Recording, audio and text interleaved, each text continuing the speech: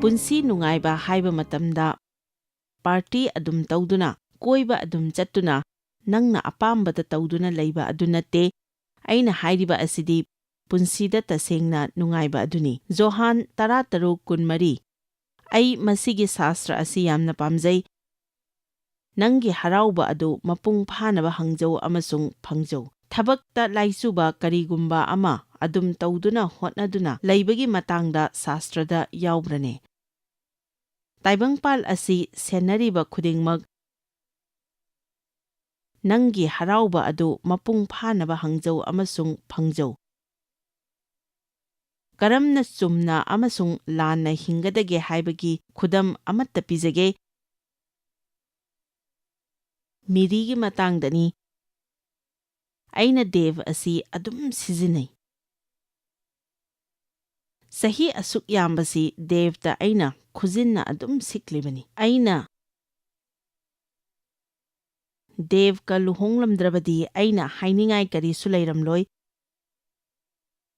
Ai asi karamba mino haiba matamda karigumba ama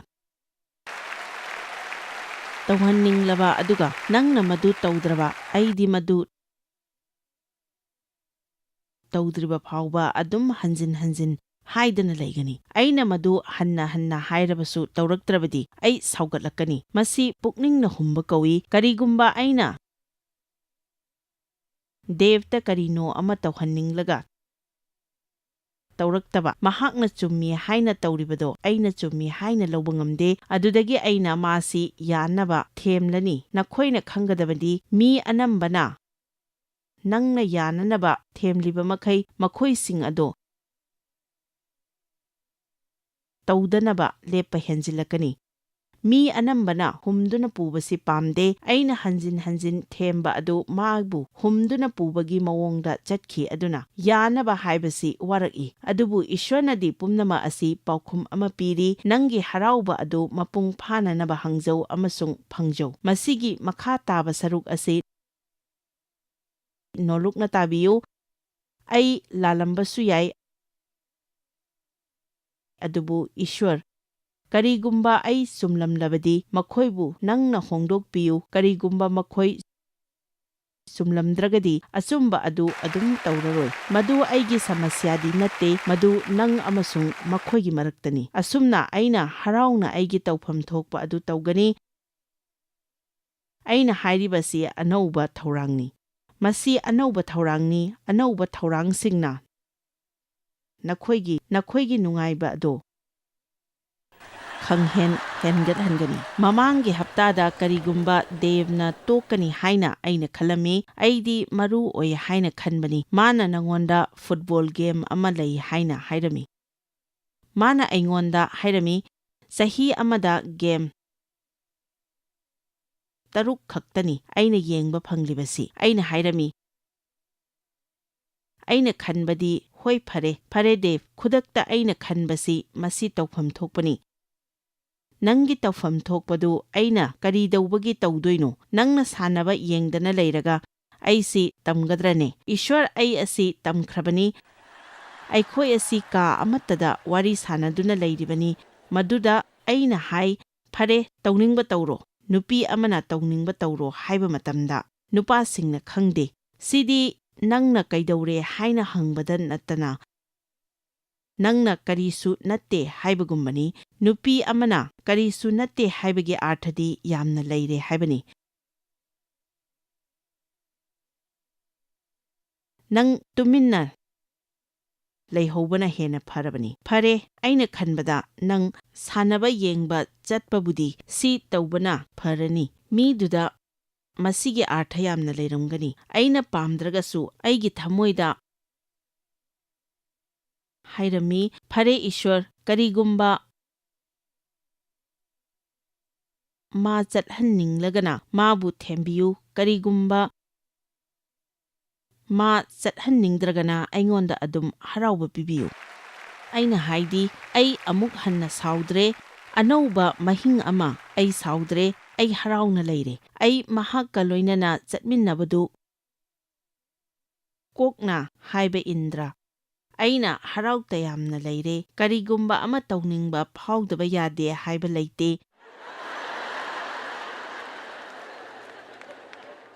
ꯅꯪꯅ ꯇꯧꯒꯗꯧꯔꯤꯕ ꯑꯁꯤ ꯅꯪꯒꯤ ꯇꯧꯐꯝ ꯊꯣꯛꯄꯒꯤꯅꯤ꯫ ꯑꯗꯨꯗꯒꯤ ꯃꯤꯅꯤꯠ 10ꯃꯨꯛꯀꯤ ꯃꯇꯨꯡꯗ ꯃꯍꯥꯛꯅ ꯍꯥꯏꯔꯛꯏ, ꯑꯩ ꯀꯔꯤꯅꯣ ꯑꯃ ꯍꯥꯏꯒꯦ, ꯐꯨꯠꯕꯣꯜ ꯇꯤꯀꯦꯠꯇꯣ ꯄꯤꯊꯣꯛꯈ꯭ꯔꯒꯦ, ꯑꯗꯨꯒ ꯅꯪꯒ ꯆꯠꯃꯤꯟꯅꯔꯁꯤ꯫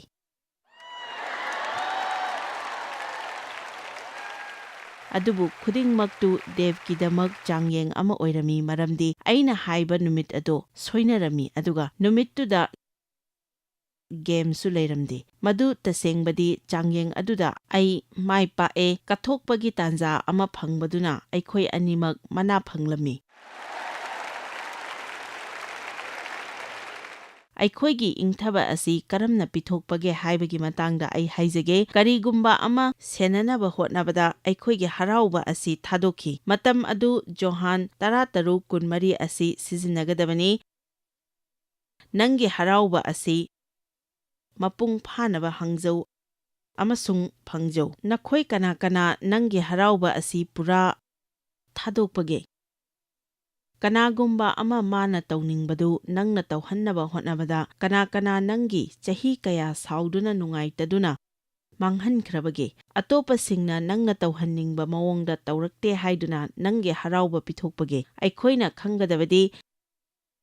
ꯅꯪ ꯅꯁꯥꯅ ꯅꯁꯥꯒꯤ ꯗꯥꯌꯤꯠꯌ ꯂꯧꯒꯗꯕꯅꯤ꯫ ꯈꯖꯤꯛꯇꯪ ꯀꯨꯞꯊꯅ ꯌꯦꯡꯁꯤ꯫ ꯖꯤꯁꯨꯒ ꯑꯩꯒ ꯑꯩꯒꯤ ꯃꯇꯝ ꯂꯣꯏꯔꯕ ꯃꯇꯨꯡꯗ ꯏꯁ꯭ꯋꯔꯒꯤ ꯃꯥꯡꯗ ꯂꯦꯞꯇꯨꯅ ꯑꯩꯅ ꯂꯧꯈ꯭ꯔꯤꯕꯁꯤꯡ ꯑꯗꯨꯒꯤ ꯍꯤꯁꯥꯕ ꯇꯧꯒꯗꯧꯔꯤꯕꯅꯤ꯫ ꯅꯪꯒꯤ ꯅꯠꯇꯦ, ꯑꯩꯒꯤ ꯄꯨꯟꯁꯤꯒꯤ꯫ ꯑꯩ ꯏꯁ꯭ꯋꯔꯒ ꯆꯨꯝꯅ ꯂꯩꯕ ꯇꯥꯏ꯫ ꯃꯍꯥꯛꯅ ꯑꯩꯒꯤ ꯍꯔꯥꯎꯕ ꯑꯗꯨꯝ ꯂꯩꯅꯕ ꯍꯥꯏ꯫ ꯑꯩꯅ ꯂꯥꯛꯄꯗꯤ ꯅꯉꯣꯟꯗ ꯍꯔꯥꯎꯕ ꯑꯃꯗꯤ ꯄꯨꯟꯁꯤ ꯑꯗꯨ ꯂꯩꯅꯕꯅꯤ꯫ ꯌꯥꯝꯅ ꯀꯣꯏꯅ ꯍꯥꯏꯗ꯭ꯔꯕꯁꯨ ꯁꯝꯅ ꯍꯥꯏꯔꯕꯗ ꯑꯩꯈꯣꯏꯒꯤ ꯄꯨꯟꯁꯤꯗ ꯍꯔꯥꯎꯗꯕ ꯍꯥꯏꯕꯁꯤ ꯄꯥꯞꯅꯤ꯫ ꯃꯔꯝꯗꯤ ꯖꯤꯁꯨꯅ ꯍꯥꯏ, ꯑꯩ ꯂꯥꯛꯈ꯭ꯔꯦ, ꯑꯩ ꯁꯤꯔꯦ, ꯑꯩ ꯋꯥꯈ꯭ꯔꯦ, ꯑꯩꯅ ꯅꯪꯒꯤ ꯁꯦꯟꯗꯣꯟ ꯈꯨꯗꯤꯡꯃꯛ ꯄꯤꯈ꯭ꯔꯦ, ꯑꯁꯨꯝꯅ ꯅꯉꯣꯟꯗ ꯍꯔꯥꯎꯕ ꯑꯃꯗꯤ ꯄꯨꯟꯁꯤꯗꯨ ꯂꯩꯅꯅꯕ, ꯃꯔꯥꯡ ꯀꯥꯏꯅ ꯍꯦꯟꯗꯣꯛꯄ ꯄꯨꯟꯁꯤ꯫ ꯅꯨꯡꯉꯥꯏꯕ ꯍꯥꯏꯕꯁꯤ ꯑꯩꯈꯣꯏꯅ ꯖꯤꯁꯨꯗ ꯁꯤꯡꯐꯝ ꯊꯣꯛꯄꯅꯤ꯫ ꯅꯈꯣꯏ ꯈꯔ ꯑꯃꯗꯤ ꯈꯜꯂꯝꯒꯅꯤ, ꯑꯩꯗꯤ ꯅꯨꯡꯉꯥꯏꯕ ꯐꯥꯎꯗꯦ, ꯃꯊꯪꯒꯤ ꯆꯍꯤꯗ ꯑꯃꯨꯛ ꯂꯥꯛꯅꯕ ꯍꯥꯟꯅ ꯇꯤꯀꯦꯠ ꯀꯛꯁꯤꯟꯕ ꯌꯥꯏ꯫ ꯑꯗꯨꯕꯨ ꯅꯪꯒꯤ ꯄꯨꯟꯁꯤꯗꯒꯤ ꯅꯪꯅ ꯍꯦꯟꯅ ꯃꯃꯜ ꯂꯩ꯫ ꯅꯪꯅ ꯅꯪꯒꯤ ꯄꯨꯛꯅꯤꯡ ꯊꯥꯛꯄ ꯇꯣꯛꯂꯕꯗꯤ ꯄꯨꯛꯅꯤꯡꯅ ꯅꯪꯕꯨ ꯉꯝꯂꯣꯏ꯫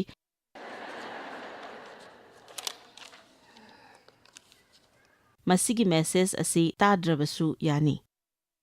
ꯖꯣꯍꯥꯟ 13:18 ꯍꯧꯖꯤꯛ ꯑꯩꯅ ꯅꯍꯥꯛꯀꯤ ꯅꯅꯥꯛꯇ ꯂꯥꯛꯂꯤ, ꯑꯩꯒꯤ ꯍꯔꯥꯎꯕ ꯑꯁꯤ ꯃꯈꯣꯏꯗ ꯃꯄꯨꯡ ꯐꯥꯅ ꯂꯩꯅꯕ ꯑꯩꯅ ꯋꯥ ꯄꯨꯝꯅꯃꯛ ꯑꯁꯤ ꯇꯥꯏꯕꯪꯄꯥꯟꯗ ꯍꯥꯏꯔꯤ꯫ ꯑꯁꯨꯝꯅ ꯍꯔꯥꯎꯕ ꯑꯗꯨ ꯊꯃꯣꯏꯗ ꯄꯤꯛ ꯊꯟꯕ ꯄꯨꯟꯅ ꯍꯥꯏꯃꯤꯟꯅꯁꯤ, ꯏꯁ꯭ꯋꯔꯅ ꯑꯩ ꯍꯔꯥꯎꯕ ꯄꯤ꯫ ꯍꯧꯖꯤꯛꯇꯤ ꯐꯔꯦ, ꯖꯤꯁꯨꯅ ꯍꯥꯏꯔꯤꯕ ꯍꯔꯥꯎꯕ ꯑꯃꯗꯤ ꯅꯨꯡꯉꯥꯏꯕ ꯑꯁꯤ ꯆꯔꯆꯇ ꯑꯃꯗꯤ ꯇꯥꯏꯕꯪꯄꯥꯜ ꯑꯁꯤ ꯊꯦꯡꯅꯕ ꯀꯅꯥ ꯀꯅꯥ ꯌꯥꯎꯔꯕꯒꯦ? ꯑꯩꯅ ꯍꯥꯟꯅ ꯈꯪꯈꯤꯕ ꯊꯦꯡꯅꯈꯤꯕ ꯑꯗꯨꯗꯒꯤꯅꯤ꯫ ꯍꯧꯖꯤꯛ ꯊꯦꯡꯅꯕ ꯑꯁꯤꯅ ꯌꯥꯝꯅ ꯍꯦꯜꯂꯦ, ꯑꯗꯨꯕꯨ ꯑꯩ ꯑꯗꯨꯝ ꯆꯥꯎꯈꯠꯅꯤꯡꯏ꯫ ꯆꯥꯎꯈꯠꯄ ꯄꯥꯝꯗ꯭ꯔꯕꯗꯤ ꯀꯔꯤꯒꯨꯝꯕ ꯑꯁꯣꯏꯕ ꯑꯃ ꯂꯩꯔꯕꯅꯤ꯫ ꯀꯔꯤꯒꯨꯝꯕ ꯃꯇꯝ ꯑꯃꯗꯗꯤ ꯑꯩꯁꯨ ꯑꯁꯤꯒꯨꯝꯕ ꯃꯌꯥꯝ ꯑꯁꯤ ꯊꯦꯡꯅꯈꯤ, ꯑꯗꯨꯕꯨ ꯍꯧꯖꯤꯛꯇꯤ ꯁꯩꯇꯥꯟꯅ ꯀꯌꯥ ꯂꯥꯏꯅ ꯑꯩꯈꯣꯏꯒꯤ ꯍꯔꯥꯎꯕꯁꯤ ꯍꯨꯔꯥꯟꯕꯒꯦ ꯍꯥꯏꯕꯗꯣ ꯑꯩ ꯈꯪꯂꯦ꯫ ꯃꯗꯨ ꯌꯥꯝꯅ ꯂꯩꯔꯝꯃꯤ꯫ ꯑꯩꯅ ꯍꯥꯏꯗꯤ, ꯃꯥꯅ ꯊꯕꯛ ꯁꯨꯛꯇꯧ ꯇꯧꯗꯅ ꯑꯩꯅ ꯑꯗꯨꯝ ꯃꯇꯦꯡ ꯄꯥꯡꯏ꯫ ꯑꯃꯦꯟ꯫ ꯂꯥꯏ ꯐꯠꯇꯕꯅ ꯅꯪꯒꯤ ꯍꯔꯥꯎꯕ ꯀꯔꯝꯅ ꯍꯨꯔꯥꯟꯕꯒꯦ ꯍꯥꯏꯕꯗු ꯌꯦꯡꯁꯤ꯫ ꯃꯍꯥꯛꯁꯨ ꯃꯗꯨ ꯇꯧꯅꯕ ꯊꯕꯛ ꯀꯟꯅ ꯁꯨꯔꯤꯕꯅꯤ꯫ ꯃꯁꯤ ꯃꯉꯣꯟꯗ ꯂꯥꯏꯅ ꯊꯣꯛꯍꯟꯒꯨꯝꯁꯤ꯫ ꯇꯤꯚꯤꯗ ꯌꯦꯡꯂꯤꯕꯁꯤꯡꯗ ꯑꯩꯅ ꯍꯥꯏꯅꯤꯡꯕꯗꯤ, ꯅꯈꯣꯏ ꯀꯅꯥ ꯀꯅꯥ ꯃꯁꯤ ꯌꯦꯡꯂꯔꯣꯏꯒꯦ ꯈꯜꯂꯝꯕꯒꯦ? ꯍꯧꯖꯤꯛ ꯐꯥꯎꯕ ꯌꯦꯡꯁꯤꯔꯥ ꯌꯦꯡꯂꯣꯏꯁꯤꯔꯥ ꯈꯪꯗꯕ ꯆꯦꯅꯦꯜꯁꯤꯡ ꯍꯣꯡꯗꯨꯅ ꯁꯨꯝ ꯁꯥꯟꯅꯔꯕꯗꯤ ꯅꯨꯄꯤ ꯑꯃ ꯄ꯭ꯂꯦꯠꯐꯣꯔꯝꯁꯤꯗ ꯂꯦꯞꯇꯨꯅ ꯀꯣꯏꯔꯥꯎ ꯂꯥꯎꯕ ꯊꯦꯡꯅꯔꯨꯕꯗ ꯅꯪꯅ ꯃꯍꯥꯛꯅ ꯇꯧꯔꯤꯕꯁꯤ ꯀꯔꯤꯅꯣ? ꯑꯗꯨꯕꯨ ꯑꯁꯦꯡꯕꯗꯤ ꯑꯩꯅ nakhoi pukning singsilli maramdi nangi punsiduda nungaiba asi yamna harauba haibadu oide nangna karino haibasu khangde adubu aina hainingbadi huranba aduna hunanaba hatnanaba manghannanaba nattana lakte lai fataba asi nangi yeknabani adubu jisuna hai aina lakpadi harauba marangkaiba mapung phaba punsi adu piba lakpani karigumba nangna nangi thamoi hangdoksaduna Jisu Kristabu nangi kanbiba mapuni haina loksinjaduna mahakki lambi thijarabadi nangi punsida yamna chauna ahongba lakani sumna sum hingbadagidi henna karigumba khara tawgadabani hairiba adu aina chahi kayadagi Christian ama oina tawdura lakli sumna hingba khaktang nate ai suknung nungaite haibadi nate adubu mapung phana nungaiba haibadu oide haibani aina haraungnaba hotnaba taki haraungnaba akoibada leiribasing adu phaba aina pamdabasing adu mi amattana tawraktaba aikhoi loina khangiduni masidi warigi wani madugi phongdok pibadu phangdragadi ngasigi numidang asida aina haininglibasing si nangi punsida mapung phaba haibasi oiroi pau sandokpagi lairikta aina sastra khara thengnarami aigi punsida karamna nungaigadage haina thirakpada masina yamna chauna mateng pangki pau sandokpagi ani kunmari kunmanga mahakki nomjaruba adudagi saba pa amadi mahakna harauzaba asidagi henna phaba migidamak karishu leite masa mathantada haibasi aisu adum tawrami tarai oithokpanate aina isa ithantaga semgatchagadabani aigi punsigi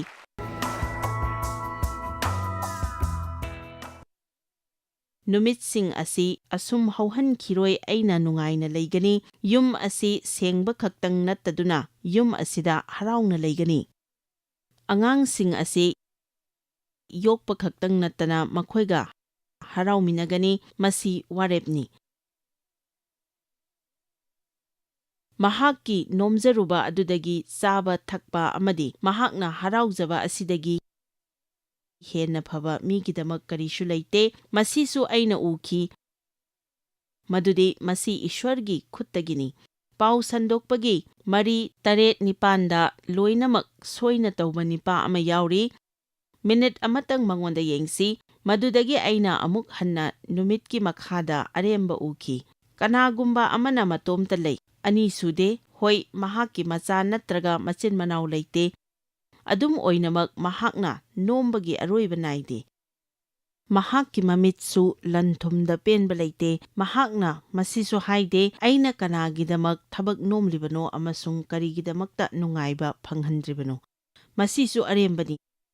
hoi masi sathina waba thabakni nipa asi nungaite haibasi kana haiba ngambage nungaiba mi singdugi marakta yaude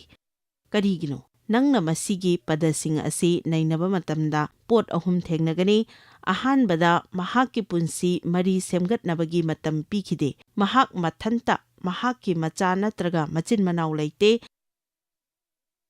thabakta mahakki matam pimankhibani kanagumba amana nungainabagi matam phangkhide nongpoklomgi chatnabiga atopa chatnabiga thabakta yengbada mityengsi manade atopa maphamsingda aina chatluba matamda mari semgatpa asidagi henba thabakta maru oite aikhoi taibangpal asida leiribani adubu aikhoi makhoidongna tawgadabadi nate taibangpangi oibasing asiga ishwargi wahai sangdamnaba matamda ishwargi wahai adumak joy oi hoi bible na karamna thabak tawgadage haiba tambi khudingmak khal amada leigadabani karigumba leitrabadi punsida awaba lakani mi kaya ama mai paknaba hotnabada mathanta naitom leihoba yaudaba nate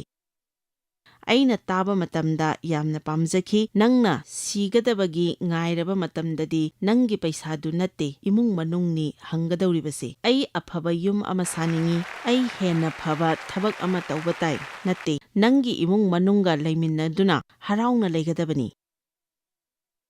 amen ꯑꯅꯤꯁꯨꯕ ꯑꯗꯨꯗꯤ ꯃꯍꯥꯛꯅ ꯐꯅ ꯀꯟꯅ ꯍꯣꯠꯅꯗꯨꯅꯁꯨ ꯃꯍꯥꯛꯀꯤ ꯊꯕꯛꯇꯨ ꯂꯣꯏꯕ ꯅꯥꯏꯗꯦ꯫ ꯑꯩꯒꯤ ꯊꯕꯛꯇ ꯉꯥꯎꯕꯁꯤ ꯅꯨꯃꯤꯗꯥꯡ ꯑꯃ ꯑꯩꯅ ꯑꯩꯒꯤ ꯑꯣꯐꯤꯁ ꯐꯝꯂꯤꯉꯩꯗ ꯃꯌꯥꯝꯅ ꯃꯈꯥꯗ ꯅꯨꯡꯉꯥꯏꯗꯨꯅ ꯂꯩꯕ ꯑꯗꯨꯗ ꯂꯦꯞꯂꯝꯃꯤ꯫ ꯑꯩꯅ ꯐꯅ ꯀꯟꯅ ꯍꯣꯠꯅꯗꯨꯅꯁꯨ ꯂꯣꯏꯅꯃꯛ ꯂꯣꯏꯕ ꯍꯥꯏꯕꯗꯣ ꯑꯩ ꯉꯝꯂꯝꯗꯦ꯫ ꯐꯅ ꯍꯣꯠꯅꯗꯨꯅꯁꯨ ꯃꯁꯤ ꯂꯣꯏꯕ ꯉꯝꯗꯦꯗ ꯍꯥꯏꯅ ꯐꯥꯎꯕ ꯃꯤ ꯀꯌꯥ ꯌꯥꯎꯔꯝꯒꯅꯤ꯫ ꯃꯗꯨ ꯇꯥꯡꯀꯛ ꯑꯗꯨꯗ ꯍꯌꯦꯡ ꯑꯌꯨꯛ ꯇꯧꯔꯒꯦ ꯍꯥꯏꯗꯨꯅ ꯊꯝꯂꯝꯂꯒ ꯅꯨꯡꯉꯥꯏꯊꯣꯛꯅꯕꯒꯤ ꯄꯥꯡꯒꯜ ꯑꯩꯉꯣꯟꯗ ꯂꯩꯔꯝꯗꯦ꯫ ꯑꯩꯅ ꯆꯠꯇꯨꯅ ꯅꯨꯡꯉꯥꯏꯕ ꯌꯥꯎꯔꯨꯔꯕꯁꯨ ꯑꯩ ꯀꯔꯤꯒꯨꯝꯕ ꯈꯔ ꯇꯧꯒꯗꯕꯅꯤ ꯍꯥꯏꯕꯁꯤ ꯑꯗꯨꯝ ꯐꯥꯎꯗꯨꯅ ꯂꯩꯔꯝꯃꯤ꯫ ꯑꯔꯣꯏꯕꯗꯗꯤ ꯖꯣꯏꯁ ꯃꯁꯤ ꯍꯌꯦꯡꯁꯨ ꯑꯗꯨꯝ ꯂꯩꯅꯤꯅꯦ꯫ ꯃꯁꯤꯒꯤ ꯊꯕꯛ ꯑꯁꯤ ꯍꯌꯦꯡꯁꯨ ꯑꯗꯨꯝ ꯂꯩꯅꯤꯅꯦ꯫ ꯇꯥꯟꯕ ꯉꯝꯂꯣꯏꯗꯕ ꯄꯥꯟꯗꯝ ꯑꯩꯅ ꯅꯨꯡꯇꯤꯒꯤ ꯊꯝꯃꯤ ꯑꯗꯨꯕꯨ ꯃꯗꯨꯅ ꯑꯩꯕꯨ ꯑꯃꯨꯛ ꯍꯟꯅ ꯌꯦꯠꯍꯜꯂꯔꯣꯏ꯫ ꯃꯔꯝꯗꯤ ꯑꯩ ꯑꯇꯟꯕ ꯃꯤ ꯅꯠꯇꯦ ꯍꯥꯏꯕꯁꯤ ꯑꯩ ꯈꯪꯉꯤ꯫ ꯑꯩꯅ ꯋꯥꯗ꯭ꯔꯤ ꯐꯥꯎꯕ ꯊꯕꯛ ꯁꯨꯏ ꯑꯗꯨꯒ ꯄꯣꯊꯥꯏ꯫ ꯃꯤꯅ ꯀꯔꯤ ꯈꯟꯕꯅꯣ ꯑꯩ ꯗꯔꯀꯥꯔ ꯑꯣꯏꯗ꯭ꯔꯦ꯫ ꯊꯕꯛꯀꯤ ꯋꯥꯡꯃꯗ ꯑꯩꯅ ꯀꯔꯤꯒꯨꯝꯕꯈꯔ ꯇꯧꯒꯅꯤ꯫ ꯑꯩꯈꯣꯏꯒꯤ ꯃꯤꯅꯤꯁꯇ꯭ꯔꯤꯗ ꯂꯥꯛꯄ ꯈꯨꯗꯤꯡꯃꯛ ꯑꯩꯅ ꯍꯣꯏ ꯍꯦꯛꯇ ꯍꯥꯏꯒꯜꯂꯤ꯫ ꯃꯔꯝꯗꯤ ꯃꯤꯁꯤꯡꯅ ꯇꯥꯅꯤꯡꯕꯗꯣ ꯃꯗꯨꯅꯤ꯫ ꯌꯥꯔꯣꯏ ꯍꯥꯏꯕꯁꯤ ꯃꯤꯁꯤꯡꯅ ꯇꯥꯅꯤꯡꯗꯦ꯫ ꯑꯩꯅ ꯃꯤ ꯈꯨꯗꯤꯡꯃꯛ ꯍꯔꯥꯎꯍꯟꯕ ꯄꯥꯝꯂꯝꯃꯤ ꯑꯗꯨꯕꯨ ꯌꯥꯔꯣꯏ ꯍꯥꯏꯅ ꯍꯥꯏꯕ ꯇꯝꯕ ꯃꯇꯝꯗ ꯍꯔꯥꯎꯕ ꯍꯧꯔꯛꯏ꯫ ꯑꯃꯦꯟ꯫ ꯑꯍꯨꯝꯁꯨꯕ ꯑꯗꯨꯅ ꯃꯍꯥꯛ ꯑꯁꯤ ꯄꯩꯁꯥꯗꯤ ꯄꯥꯏ ꯑꯗꯨꯕꯨ ꯃꯗꯨꯒꯤ ꯅꯨꯡꯉꯥꯏꯕꯗꯤ ꯐꯪꯗꯦ꯫ ꯑꯩ ꯀꯔꯤ ꯑꯃꯠꯇ ꯄꯥꯏꯗꯦ ꯍꯥꯏꯕ ꯂꯩꯕꯁꯤꯡꯗꯣ ꯑꯇꯣꯞꯄꯁꯤꯡꯅ ꯁꯦꯜ ꯊꯨꯝ ꯌꯥꯝꯅ ꯄꯥꯏ ꯍꯥꯏꯅ ꯂꯩꯔꯝꯒꯗꯧꯔꯤꯕꯅꯤ꯫ ꯅꯪꯒꯤ ꯂꯩꯅꯕ ꯌꯨꯝ, ꯆꯥꯅꯕ ꯁꯦꯠꯅꯕ ꯅꯤꯡꯊꯤꯅ ꯂꯩꯕ ꯃꯇꯝꯗ ꯑꯇꯣꯞꯄꯅ ꯅꯪ ꯑꯁꯦ ꯁꯦꯜ ꯄꯥꯏ ꯍꯥꯏꯅ ꯂꯧꯏ꯫ ꯃꯊꯟꯇ ꯉꯥꯏꯕ ꯃꯤ ꯑꯃꯗ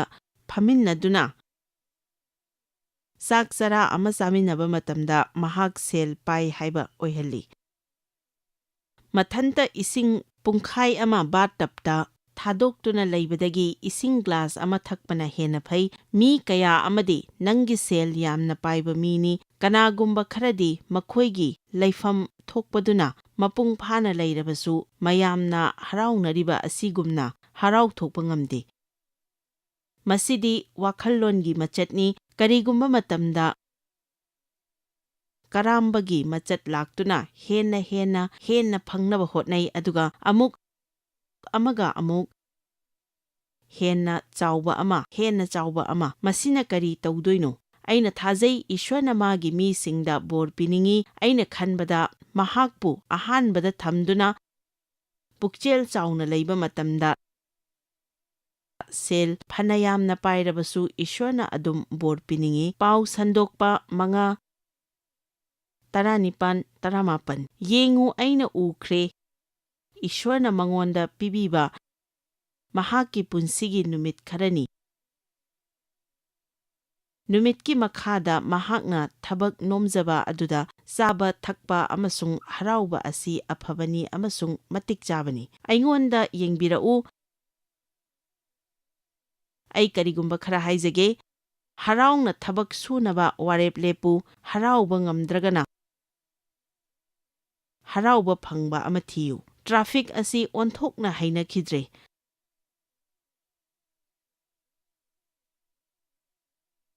ꯊꯕꯛ ꯑꯁꯤ ꯍꯩꯅꯈꯤꯗ꯭ꯔꯦ꯫ ꯏꯔꯥꯏ ꯐꯥꯎꯕ ꯉꯥꯏꯕ ꯉꯝꯂꯔꯣꯏ꯫ ꯃꯁꯤꯒꯤ ꯃꯐꯝ ꯑꯁꯤ ꯌꯥꯝꯅ ꯍꯩꯅꯗꯦ꯫ ꯑꯩ ꯁ꯭ꯋꯥꯏꯗ ꯍꯤꯡꯅꯤꯡꯗꯦ ꯍꯥꯏꯔꯒ ꯊꯕꯛ ꯆꯠꯀꯅꯨ꯫ ꯅꯪꯅ ꯊꯕꯛ ꯆꯠꯄ ꯃꯇꯝꯗ ꯑꯩꯒꯤ ꯊꯕꯛ ꯑꯁꯤ ꯑꯩ ꯌꯥꯝꯅ ꯄꯥꯝꯖꯩ, ꯃꯁꯤꯒꯤꯗꯃꯛ ꯏꯁ꯭ꯋꯔꯕꯨ ꯊꯥꯒꯠꯂꯤ ꯍꯥꯏꯅ ꯍꯥꯏꯌꯨ꯫ ꯑꯩꯒꯤ ꯊꯕꯛ ꯇꯧꯐꯝꯗ ꯑꯩꯅ ꯈ꯭ꯋꯥꯏꯗꯒꯤ ꯍꯔꯥꯎꯕ ꯃꯤ ꯑꯣꯏꯒꯅꯤ꯫ ꯑꯩꯒꯤ ꯊꯕꯛ ꯇꯧꯐꯝꯗ ꯑꯩꯅ ꯈ꯭ꯋꯥꯏꯗꯒꯤ ꯊꯥꯒꯠꯀꯟꯕ ꯃꯤ ꯑꯣꯏꯒꯅꯤ꯫ ꯃꯗꯨ ꯅꯪꯅ ꯇꯧꯒꯦ ꯌꯥꯎꯅ ꯇꯧꯒꯗꯕꯅꯤ꯫ ꯅꯪ ꯃꯗꯨ ꯇꯧꯒꯦ ꯌꯥꯎꯅ ꯇꯧꯒꯗꯕꯅꯤ꯫ ꯄꯨꯛꯅꯤꯡꯗ ꯐꯥꯎꯕꯒꯤ ꯅꯠꯇꯦ, ꯏꯁ꯭ꯋꯔꯕꯨ ꯏꯀꯥꯏ ꯈꯨꯝꯅꯕꯒꯤꯗꯃꯛꯅꯤ꯫ ꯃꯁꯤ ꯑꯩꯈꯣꯏꯒꯤ ꯊꯕꯛ ꯑꯃꯁꯨꯡ ꯃꯆꯠꯅ ꯃꯍꯥꯛꯄꯨ ꯏꯀꯥꯏ ꯈꯨꯝꯅꯗꯨꯅ ꯊꯥꯒꯠꯄꯅꯤ, ꯃꯔꯝꯗꯤ ꯈꯨꯗꯤꯡꯃꯛ ꯃꯉꯣꯟꯗꯒꯤ ꯉꯥꯛꯇꯅꯤ꯫ ꯅꯪꯒꯤ ꯂꯩꯔꯤꯕ ꯑꯗꯨꯗ ꯅꯪꯅ ꯊꯥꯒꯠꯆꯗ꯭ꯔꯕꯗꯤ ꯃꯗꯨ ꯅꯉꯣꯟꯗꯒꯤ ꯂꯧꯊꯣꯛꯈ꯭ꯔꯦ ꯍꯥꯏꯔꯒ ꯑꯇꯣꯞꯄꯗ ꯄꯤꯈꯤꯒꯅꯤ꯫ ꯑꯩꯈꯣꯏꯒꯤ ꯐꯪꯖꯔꯤꯕ ꯄꯨꯟꯁꯤ ꯑꯁꯤ ꯅꯨꯡꯉꯥꯏꯒꯦ ꯌꯥꯎꯅ ꯅꯨꯡꯉꯥꯏꯒꯗꯕꯅꯤ꯫ ꯀꯔꯤꯒꯤꯅꯣ ꯈꯪꯕ꯭ꯔꯥ? ꯃꯔꯝꯗꯤ ꯑꯩꯈꯣꯏ ꯈꯨꯗꯤꯡꯗ ꯄꯥꯜꯂꯤꯕ ꯍꯛꯆꯥꯡ ꯑꯁꯤ ꯑꯄꯪꯕꯅꯤ꯫ ꯈꯨꯗꯤꯡꯃꯛ ꯂꯩꯗꯨꯅꯁꯨ ꯑꯩ ꯍꯦꯟꯅ ꯗꯔꯀꯥꯔ ꯂꯩ ꯍꯥꯏꯕꯁꯤ ꯍꯛꯆꯥꯡꯒꯤ ꯃꯁꯛꯅꯤ꯫ ꯌꯦꯡꯉꯨ, ꯑꯩꯅ ꯎꯈ꯭ꯔꯦ ꯏꯁ꯭ꯋꯔꯅ ꯃꯉꯣꯟꯗ ꯄꯤꯕꯤꯕ ꯃꯍꯥꯛꯀꯤ ꯄꯨꯟꯁꯤꯒꯤ ꯅꯨꯃꯤꯠ ꯈꯔꯅꯤ꯫ ꯅꯨꯃꯤꯠꯀꯤ ꯃꯈꯥꯗ ꯃꯍꯥꯛꯅ ꯊꯕꯛ ꯅꯣꯝꯖꯕ ꯑꯗꯨꯗ ꯆꯥꯕ ꯊꯛꯄ ꯑꯃꯁꯨꯡ ꯍꯔꯥꯎꯕ ꯑꯁꯤ ꯑꯐꯕꯅꯤ ꯑꯃꯁꯨꯡ ꯃꯇꯤꯛ ꯆꯥꯕꯅꯤ꯫ ꯌꯨꯝꯗ ꯂꯩꯔꯤꯕ ꯃꯈꯣꯏꯅ ꯇꯧꯔꯤꯕ ꯑꯗꯨ ꯊꯕꯛꯅꯤ꯫ ꯅꯪꯅ ꯇꯧꯔꯤꯕ ꯈꯨꯗꯤꯡꯃꯛ ꯑꯗꯨ ꯅꯪꯒꯤ ꯄꯨꯟꯁꯤꯒꯤ ꯁꯔꯨꯛ ꯑꯃꯅꯤ꯫ ꯑꯩꯅ ꯍꯥꯏꯕꯗꯤ ꯅꯪꯅ ꯇꯧꯔꯤꯕ ꯑꯗꯨ ꯃꯄꯨꯡ ꯐꯥꯅꯕ ꯅꯪꯒꯤ ꯑꯅꯝꯕ ꯃꯇꯝ ꯄꯤ꯫ ꯑꯗꯨꯅ ꯏꯁ꯭ꯋꯔꯗ ꯍꯔꯥꯎꯅ ꯂꯩꯅꯕꯒꯤ ꯋꯥꯔꯦꯞ ꯂꯧꯗꯨꯅ ꯅꯨꯡꯉꯥꯏꯒꯗꯕꯅꯤ꯫ ꯊꯣꯛꯏꯕ ꯊꯧꯗꯣꯛ ꯈꯨꯗꯤꯡꯃꯛ, ꯑꯩꯒꯤ ꯑꯀꯣꯏꯕꯗ ꯂꯩꯔꯤꯕ ꯈꯨꯗꯤꯡꯃꯛ ꯅꯪꯒꯤ ꯑꯄꯥꯝꯕꯒꯤ ꯃꯇꯨꯡ ꯏꯟꯅ ꯑꯣꯏꯗ꯭ꯔꯕꯁꯨ ꯌꯥꯏ, ꯑꯗꯨꯕꯨ ꯏꯁ꯭ꯋꯔꯗ ꯅꯨꯡꯉꯥꯏꯖꯅꯕꯒꯤ, ꯅꯣꯛꯇꯨꯅ ꯂꯩꯅꯕꯒꯤ, ꯍꯔꯥꯎꯅ ꯂꯩꯅꯕꯒꯤ ꯂꯝꯕꯤ ꯑꯃ ꯊꯤꯖꯧ꯫ ꯖꯤꯁꯨꯅ ꯁꯤꯕꯤꯗꯨꯅ ꯑꯩꯈꯣꯏꯗ ꯄꯤꯔꯤꯕ ꯍꯔꯥꯎꯕ ꯄꯨꯟꯁꯤꯗꯨ ꯍꯪꯒꯗꯕꯅꯤ꯫ ꯑꯩꯅ ꯍꯥꯏꯔꯤꯕ ꯑꯁꯤ ꯃꯌꯥꯝ ꯒ꯭ꯌꯥꯟ ꯇꯥꯕꯤꯔꯤꯀꯣ? ꯅꯪꯒꯤ ꯄꯨꯟꯁꯤꯗ ꯍꯔꯥꯎꯅ ꯂꯩꯅꯕ ꯃꯍꯥꯛꯅ ꯃꯃꯜ ꯄꯤꯈ꯭ꯔꯕꯅꯤ꯫ ꯃꯤꯅꯤꯁꯇ꯭ꯔꯤ ꯇꯧꯔꯤꯕ ꯃꯤꯑꯣꯏ ꯀꯌꯥ ꯑꯃꯁꯨ ꯃꯤꯅꯤꯁꯇ꯭ꯔꯤ ꯇꯧꯕꯗ ꯅꯨꯡꯉꯥꯏꯕ ꯐꯪꯗꯦ꯫ ꯃꯤꯅꯤꯁꯇ꯭ꯔꯤ ꯇꯧꯕꯗꯨ ꯃꯈꯣꯏꯒꯤ ꯃꯑꯣꯡꯅꯤ, ꯎꯖꯅꯤꯡꯕꯅꯤ, ꯏꯁ꯭ꯋꯔꯗ ꯅꯤꯖꯔꯤꯕꯅꯤ꯫ ꯃꯤꯅꯤꯁꯇ꯭ꯔꯤ ꯇꯧꯕ ꯐꯪꯂꯕ ꯃꯇꯨꯡꯗꯗꯤ ꯊꯕꯛ ꯃꯤꯌꯥꯝꯁꯤꯗꯤ ꯑꯩꯅ ꯁꯦꯟꯅꯕ ꯇꯥꯕꯅꯤ꯫ ꯑꯃꯦꯟ꯫ ꯋꯥꯔꯦꯞ ꯑꯃ ꯂꯧ, ꯃꯗꯨꯒꯤ ꯅꯪꯒꯤ ꯅꯨꯃꯤꯠ ꯈꯨꯗꯤꯡꯃꯛ ꯅꯪꯅ ꯍꯔꯥꯎꯅ ꯂꯦꯞꯅꯕꯒꯤ ꯂꯩꯅꯕꯒꯤ ꯍꯥꯏꯅ꯫ ꯑꯩꯅ ꯃꯌꯥꯝꯗ ꯍꯥꯏꯅꯤꯡꯕꯗꯤ ꯃꯤ ꯑꯅꯝꯕꯒꯤ ꯄꯨꯟꯁꯤꯁꯤ ꯏꯆꯝ ꯆꯝꯃꯤ꯫ ꯑꯩꯈꯣꯏ ꯈꯨꯗꯤꯡꯃꯛꯅ ꯐꯔꯛꯄ ꯄꯥꯝꯃꯤ, ꯍꯔꯥꯎꯅꯕꯒꯤꯗꯃꯛꯇ ꯐꯔꯛꯄꯗꯨ ꯉꯥꯏꯗꯨꯅ ꯂꯩ꯫ ꯏꯔꯥꯏ ꯂꯥꯛꯂꯕꯗꯤ ꯑꯩ ꯅꯨꯡꯉꯥꯏꯔꯅꯤ꯫ ꯃꯁꯤꯗꯤ ꯄꯩꯁꯥ ꯄꯤꯕ ꯅꯨꯃꯤꯠ ꯑꯣꯏꯔꯝꯂꯦꯅꯦ꯫ ꯑꯗꯨꯅ ꯆꯠꯂꯒ ꯄꯩꯁꯥ ꯂꯣꯏꯅ ꯂꯧꯁꯤꯜꯂꯨꯔꯁꯤ꯫ ꯑꯩꯈꯣꯏ ꯍꯧꯖꯤꯛ ꯕꯔꯊꯗꯦ ꯀꯦꯛ ꯆꯥꯔꯅꯤ꯫ ꯁꯤꯗꯤ ꯊꯦꯡꯛꯁꯒꯤꯚꯤꯡꯅꯤꯅꯦ꯫ ꯑꯩꯈꯣꯏ ꯂꯦꯡꯕ ꯌꯥꯗꯕ ꯃꯈꯩ ꯅꯝꯂꯁꯤꯅꯦ꯫ ꯃꯌꯥꯝ ꯇꯥꯕꯤꯔꯤꯀꯣ? ꯁꯨꯇꯤ ꯑꯃ ꯂꯥꯛꯀꯗꯧꯔꯦ꯫ ꯑꯩ ꯌꯥꯝꯅ ꯍꯔꯥꯎꯏ꯫ ꯍꯌꯦꯡꯗꯤ ꯊꯕꯛ ꯑꯃꯨꯛ ꯆꯠꯄ ꯇꯥꯔꯦ꯫ ꯃꯁꯤꯒꯤ ꯊꯕꯛꯁꯤ ꯍꯩꯅꯈꯤꯗ꯭ꯔꯦ꯫ ꯃꯁꯤꯒꯤ ꯇ꯭ꯔꯥꯐꯤꯛ ꯑꯁꯤ ꯌꯥꯝꯅ ꯍꯩꯅꯗꯦ꯫ ꯌꯨꯝ ꯑꯃꯨꯛ ꯁꯦꯡꯗꯣꯛꯂꯕ꯭ꯔꯥ? ꯃꯁꯤꯗ ꯑꯩ ꯂꯩꯅꯤꯡꯗ꯭ꯔꯦꯗ꯫ ꯊꯕꯛꯁꯤ ꯀꯅꯥꯝ ꯇꯧꯗꯦ꯫ ꯏꯔꯥꯏ ꯂꯥꯛꯑꯦ꯫ ꯂꯦꯡꯗꯕ ꯑꯃ ꯄꯣꯔꯛꯅꯕ ꯍꯣꯠꯅꯒꯗꯕꯅꯤ꯫ ꯄꯨꯟꯁꯤ ꯂꯩꯔꯤꯕ ꯈꯨꯗꯤꯡꯃꯛ ꯑꯗꯨꯗ ꯍꯔꯥꯎꯕ ꯍꯧꯒꯗꯕꯅꯤ꯫ ꯈꯨꯗꯤꯡꯃꯛꯇ ꯌꯥꯝꯅ ꯂꯨꯕ ꯅꯠꯇꯦ꯫ ꯑꯊꯨꯞꯄ ꯑꯃ ꯍꯥꯏꯒꯦ ꯈꯪꯅꯤꯡꯕ꯭ꯔꯥ? ꯅꯪ ꯅꯁꯥ ꯅꯊꯟꯇ ꯅꯨꯡꯉꯥꯏꯊꯣꯛꯇ꯭ꯔꯕꯗꯤ ꯅꯪ ꯅꯨꯡꯉꯥꯏꯕ ꯐꯪꯂꯣꯏ꯫ ꯅꯁꯥ ꯅꯊꯟꯇ ꯅꯨꯡꯁꯤꯖꯕ ꯍꯧꯒꯗꯕꯅꯤ꯫ ꯑꯩ ꯑꯁꯤ ꯇꯧꯍꯧꯗ꯭ꯔꯦ, ꯑꯩ ꯑꯗꯨ ꯇꯧꯍꯧꯗ꯭ꯔꯦ꯫ ꯅꯪ ꯏꯁ꯭ꯋꯔꯗ ꯑꯉꯛꯄ ꯑꯣꯏꯗꯦ꯫ ꯏꯁ꯭ꯋꯔꯅ ꯅꯍꯥꯛꯄꯨ ꯀꯧꯕ ꯃꯇꯝꯗ ꯈꯨꯗꯤꯡꯃꯛ ꯈꯪꯏ꯫ ꯅꯁꯥ ꯅꯊꯟꯇꯗꯒꯤ ꯊꯣꯔꯛꯎ꯫ ꯑꯩꯈꯣꯏ ꯂꯣꯏꯅꯃꯛ ꯑꯁꯣꯏꯕ ꯂꯩ꯫ ꯑꯃꯦꯟ꯫ ꯅꯪꯒꯤ ꯄꯨꯟꯁꯤꯗ ꯍꯔꯥꯎꯒꯅꯤ ꯍꯥꯏꯕꯒꯤ ꯋꯥꯔꯦꯞ ꯂꯧꯔꯕ꯭ꯔꯥ? ꯅꯁꯥ ꯅꯊꯟꯇ ꯏꯁ꯭ꯋꯔꯗ ꯍꯪꯖꯧ, ꯍꯔꯥꯎꯖꯧ꯫ ꯃꯦꯗꯥꯝ ꯒ꯭ꯌꯣꯟꯅ ꯏꯕ ꯂꯥꯏꯔꯤꯛ ꯀꯌꯥ ꯄꯥꯔꯦ꯫ ꯃꯍꯥꯛ 16th ꯁꯦꯟꯆꯨꯔꯤ ꯑꯗꯨꯋꯥꯏꯗ ꯍꯤꯡꯂꯝꯃꯤ꯫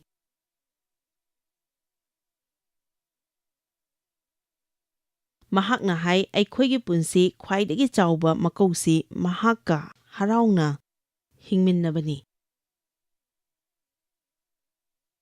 ꯏꯁ꯭ꯋꯔꯗ ꯑꯔꯥꯟꯕ ꯃꯈꯜꯒꯤ ꯀꯤꯕꯗꯣ ꯂꯩꯕꯤꯒꯅꯨ, ꯅꯠꯇ꯭ꯔꯒ ꯅꯪꯒꯤ ꯊꯕꯛ ꯆꯤꯟꯃꯟꯈꯤꯕꯅ ꯊꯋꯥꯏꯒꯤ ꯂꯝꯗ ꯏꯁ꯭ꯋꯔꯒ ꯍꯔꯥꯎꯃꯤꯟꯅꯒꯅꯤ ꯍꯥꯏꯕ ꯐꯥꯎꯕ ꯅꯍꯥꯛꯅ ꯇꯧꯔꯤꯕ ꯈꯨꯗꯤꯡꯃꯛ ꯑꯗꯨꯗ ꯃꯍꯥꯛꯄꯨ ꯀꯧꯁꯤꯟꯖꯧ꯫ ꯃꯁꯤꯃꯛꯇꯅ ꯏꯁ꯭ꯋꯔꯒ ꯍꯔꯥꯎꯅ ꯂꯩꯃꯤꯟꯅꯒꯗꯕꯅꯤ꯫ ꯅꯪꯒꯤ ꯌꯨꯝ ꯁꯦꯡꯕ ꯃꯇꯝꯗꯁꯨ ꯏꯁ꯭ꯋꯔꯒ ꯂꯣꯏꯅꯅ ꯍꯔꯥꯎꯅ ꯁꯦꯡꯒꯅꯤ꯫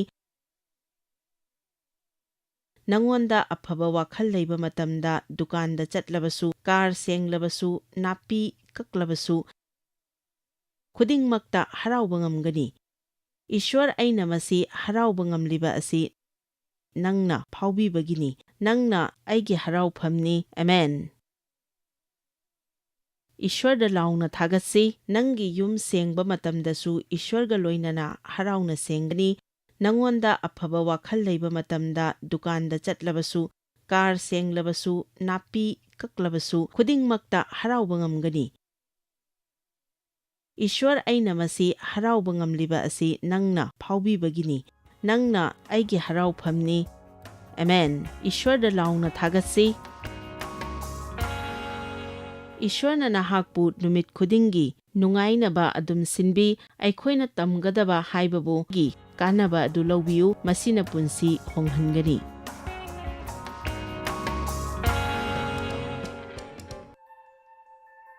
Joyce Meyer Ministry haibasi mahakpu akhoi mi miyam thakajri mahakna akhoi ngonda tawbiriba thakajri ngai haifam leite mahakna akhoi bu phi moru adu khakta natana leidiba singna chinchak natana amasung pau amasung aphaba pau tambi noina contact tawbibe yagani jmmindia.org ngasi Joyce Meyer gi ministry da noi yawbibe yagani Joyce Meyer Ministry haibasi mahakpu akhoi mi miyam thakajri mahakna akhoi ngonda tawbiriba thakajri ngai haifam leite